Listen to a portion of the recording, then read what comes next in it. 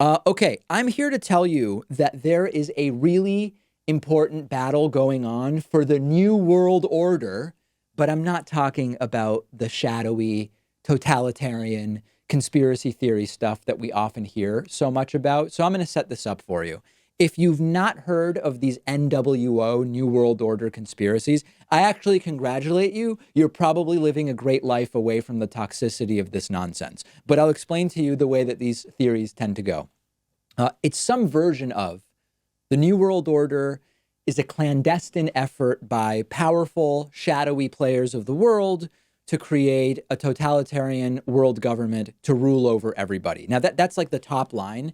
There are endless versions of this. Sometimes they involve Freemasons. It could be the Illuminati. Of course, sometimes it's the Jews that are involved. Sometimes it's more of like a new age type of thing. There is often a mass surveillance, sort of dystopian element. Sometimes it's framed more as an impending coup.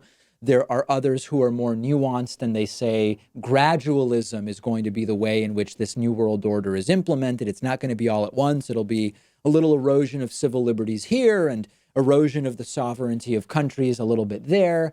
There are sort of population control centric versions. Sometimes aliens and UFOs figure into it. There can be religious connections that involve Bible prophecy or the rapture or the apocalypse. You get the idea, but the general gist of it is a conspiracy for a shadowy world government to take over in a totalitarian way control of all people living on Earth.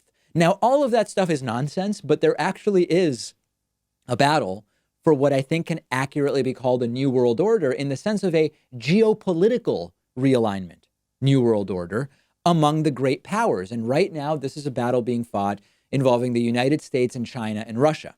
I encourage you to read more international relations to get more of a grasp on this topic. And I suggest to you that if you do that, you are very quickly going to realize that a lot of the stuff Trump is doing with Russia and China is important for reasons that are totally separate from the cartoonish media stories, okay? When we talk about Trump screwing up trade and tariffs with China, or when we talk about Trump's seemingly sort of subservient relationship to Vladimir Putin, it's not about Republicans versus Democrats. It's not about progressive versus conservative.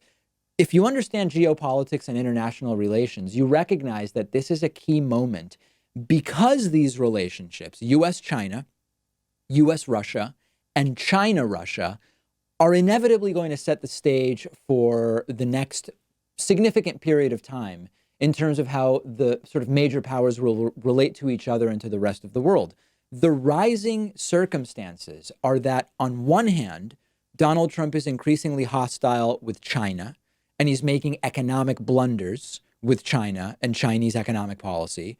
On the other hand, Trump is too dumb to see how, while Putin is manipulating him, he's doing it in a very particular way that is useful in ways Trump can't even conceive of to Russia, which we'll get to. And meanwhile, and this is like the third part of the triangle, Russia and China are building a relationship that could be significantly negative for the US. Now, let me issue a sort of soft disclaimer. You might hear me talking about this and say, David, we should just get along with everybody. You're sounding like an economic nationalist about the US has to win, and that's just the wrong approach. It's not about that. Whether or not you're an economic nationalist or a so-called pro-US person, to use like a really coarse term, there's a case to be made that it's not just about what's good for American power, but just about what's good for simple, everyday Americans who live in the United States. And I happen to be one of those people. So I'll give you some data points about how this could start to shake out, which wouldn't be good for just average Americans. Look at Trump-China trade relations. Trump tariffs China. We will now have years of these tariffs at a minimum. Does China suffer? Very little. They deal with other countries. Other countries choose to deal more with China than with American companies because it's cheaper. This is bad for American businesses. As far as our citizens and companies are concerned, the tariffs on China are paid by American companies who have to pay more to buy stuff from China, stuff that we need. We pay more as American consumers for products that involve Chinese raw materials or Chinese production. Would we love to be doing business more with our own companies and American-made goods? Sure, of course we would. But most of our economy can't take it. Stagnant wages. People are living paycheck to paycheck. So our tariffs on China alienate us from them without really hurting them, but they make more countries turn to China instead of us in terms of doing business. That's bad for the United States. Meanwhile, Trump thinks he's making nice with Putin. It's so nice to get along. But Putin's much smarter than Trump, and he's using Trump being enamored with him to Russia's advantage while swooping in and rekindling China-Russia relationships hugely, also in ways that aren't great for the United States. An example, China giving Russian energy companies credits, Russia giving China access to their energy deposits, China's army getting access to Russian military technology. They're doing joint training. They're coordinating diplomatically. In the middle of that is North Korea as a nation sort of caught in the middle of the desires of Russia and China. And the more Russia and China get along, the more difficult it will be for the United States to have leverage there. And meanwhile, as I've mentioned before on climate change, one of the foremost issues of our time, we have the world just ignoring the United States because Trump has said climate change is a hoax created by the Chinese, and that's a disaster. So let me be super clear. My analysis is not from a neoliberal perspective. We need, I'm not saying we need to prop up the United States at the expense of everybody else. It's an analysis of a situation that's simply too difficult and complex for Donald Trump to handle.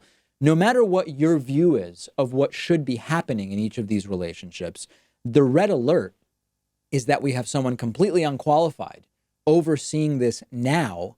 We have a borderline criminal real estate dude who's rich because his dad was rich in charge, when no matter what your politics are, we should have someone involved in these negotiations with knowledge and capacity at what is an extraordinarily important time. That's the real new world order battle that's going on. It's not about Freemasons and Jews and the Illuminati. And unfortunately, we have one of the worst possible people managing it. Make sure you follow the David Pakman Show on Instagram. We'll have a poll question related to this story at David Pakman Show on Instagram. And while you're there, follow me as well. I'm at david.pakman on Instagram.